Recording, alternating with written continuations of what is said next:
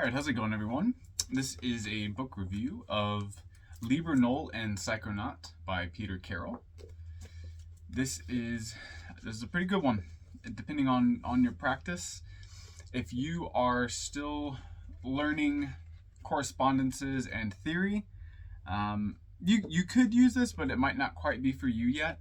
But if you have sort of drank every drop that you could find, and now you're sort of in a plateau and you're trying to figure out what to do next, a book like this could help you break through that plateau by giving you a different perspective of how to look at things. So let's get into it a little bit. The first thing that I noticed about this book that I thought was pretty interesting was it has a sort of diagram of the magical lineage according to Peter Carroll. And I don't know if you want to pause this really quickly so that you can read it. It's pretty interesting.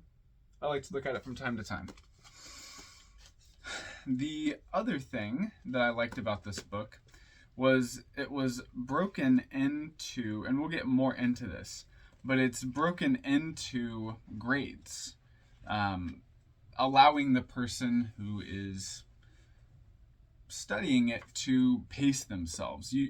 This isn't like okay, read the whole thing. It can be, but it doesn't have to be read the whole thing and then, okay, well, now this is what I do. This is a step-by-step. I don't want to necessarily call it an instructional, but you could think of it that way. Another thing that this offers is ways to create different wards and barriers, which I don't often see. And then we've got some sigil magic techniques here.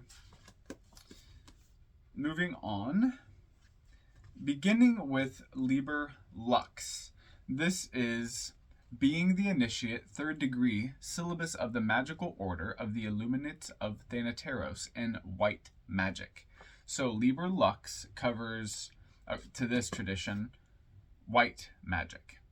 And there is a little, pardon my chicken scratches here, there's a little pentagram here that sort of shows what that is about, what this grade is about.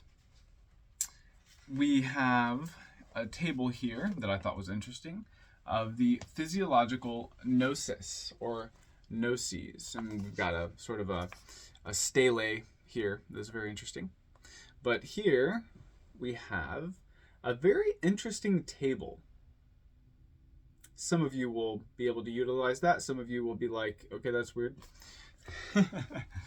Moving on to, I don't want to cover too much. I don't want to give you no reason to buy this thing or to look into it. Liber Nox, being the initiate 3rd degree syllabus of the magical order of the Illuminates of Thanateros in black magic, according to this tradition. Here is the glyph, the pentagram, for this grade, or I suppose they're not necessarily grades because they're both 3rd degree, but for this Liber. Gives you something to meditate on. You can only imagine what is in the rest of the book. Then what we have is a very interesting system that comes from Spar's, off the top of my, the Alphabet of Desire. That's right. So we have this table here, which relates planetary and elementary powers to various, I guess you would call them, aspects of experience.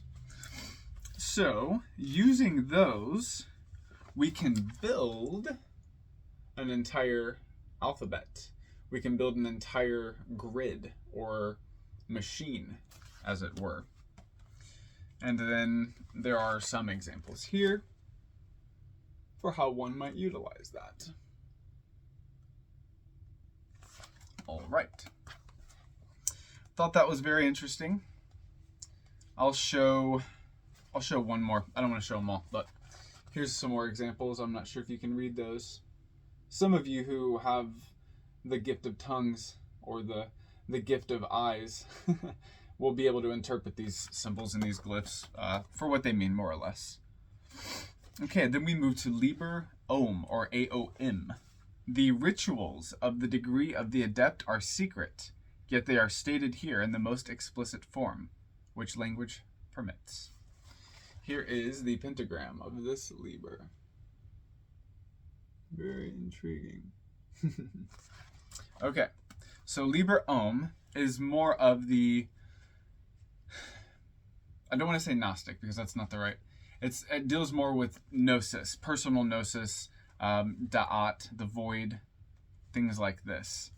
It gets into etherics and transubstantiation, the chaos sphere reincarnation, a very interesting section about the red rite, the black rite, and the white rite, which deal with transpersonal metempsychosis, reincarnation, essentially. So that is Liber Null. Then we get into Psychonaut, which is the second half or second part of this work. And it relates to, perhaps I should have read the table of contents for, so the table of contents cover in the first book, Liber Null, the order and the quest, Liber MMM, which is mind control, magic, and dreaming. Oh, I actually skipped that. My apologies. Liber Lux, which is gnosis, evocation, invocation, liberation, augiades, or innermost, holy guardian angel, higher self. There's many ways to think about them, and they're all the same, but not the same at the same time.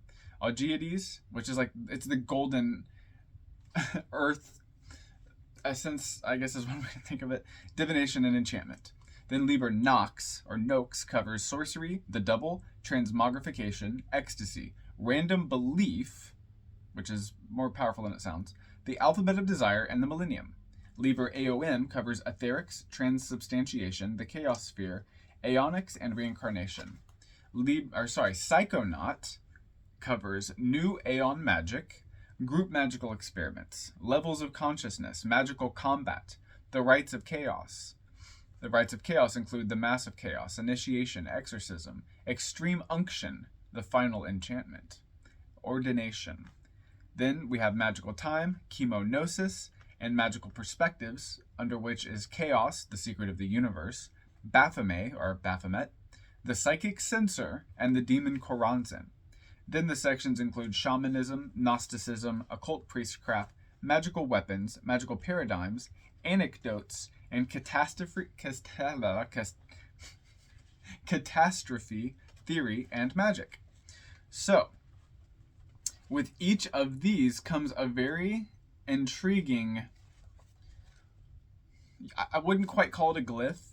It's not quite a sigil. You could call it a sigil, you could call it a glyph, you could call it a lot of things, but they are essentially steles. They are hieroglyphs almost. So this is the one for new Aeon magic. And you can use these magically, obviously. You can meditate on these, you can path work with these. Then, into the next section, group magical experiments.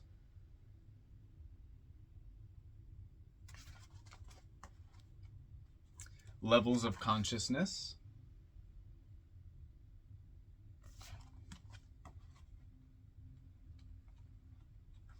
Magical combat.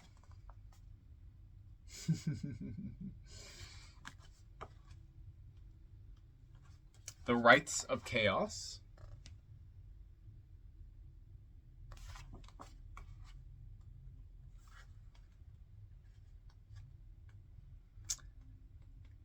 And then there is chemognosis.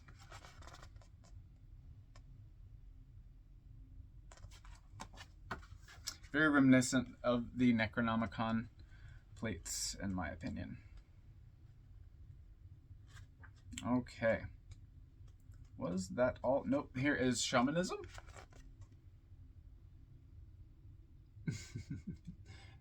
Also known as shamanism. Gnosticism.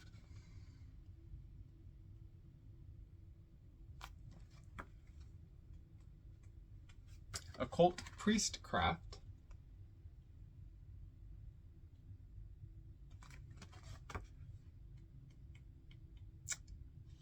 Magical paradigms.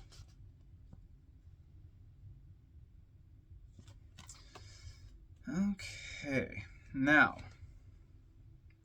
some things that I thought were interesting as well. There is something in the Mass of Chaos. Unless I'm mistaken, I believe he calls it the Supreme Animadversion. Animadversion.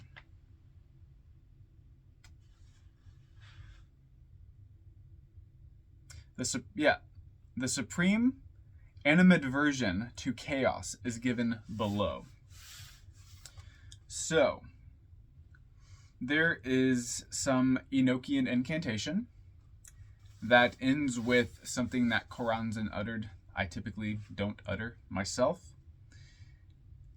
This is a very interesting incantation. You could call it an invocation. I would say it's at least an incantation.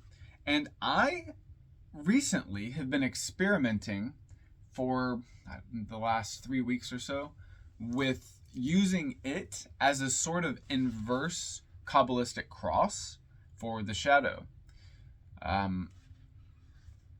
There is the first line, which, do I want to actually give those points because they could be wrong? If you feel froggy, try it, and you can place the points where you feel they are applicable. Okay, I will read the Enochian as I pronounce it, but that doesn't necessarily mean that it's the correct pronunciation. If you don't want to hear the incantation, I'm first going to read it in Enochian, and then I will read it in English. So go ahead and skip ahead, like, let's say 30 seconds. No, let's say skip ahead a full minute, and then by 13:31 you should be good. This is the Enochian. O sanuf verusagai gohu, vawina vabzir de teom quadmona, zir ile iera dias praf elila, zirdo kiofi kausego mas pele telok, panpira malpirge kausegi. And what that means in English is, I reign over you, saith the dragon eagle of the primal chaos. I am the first, the highest, that live in the first ether. I am the terror of the earth, the horns of death, pouring down the fires of life on the earth. And then after that is the incantation that Choronzon allegedly uttered to the philosophers in the Renaissance era. So we will let the people who didn't want to hear that catch up with us. And okay, welcome back. Perfect timing. During this, the 8-rayed star of chaos radiant is visualized above the circle. Throughout, and sacrifices of incense, blood, or sexual elixirs may be made. So that's an interesting thing. And then after that comes the invocation of Baphomet, which I'm not going to get into now. I don't want to give this whole book. There is an interesting section on initiation, though, and it highlights 4 points, at least. It initiates an ordeal, an empowerment, an induction, and an unexpectation. It says the unexpected, but yeah, that is an interesting way to think about initiation as well. Then it says, well, let's not get into that either. I think we're getting to about the extent of this video here. Was there anything else that I wanted to mention? I don't think so. This is a pretty good book. I definitely recommend it, especially if you feel like you are looking for something new, something different, tired of the same old grimoires, tired of the same old circles and formulas and stuff. Try this out. It's a lot more internal. So yeah, check it out. Take care. Have a good rest of the day, and thanks for stopping by.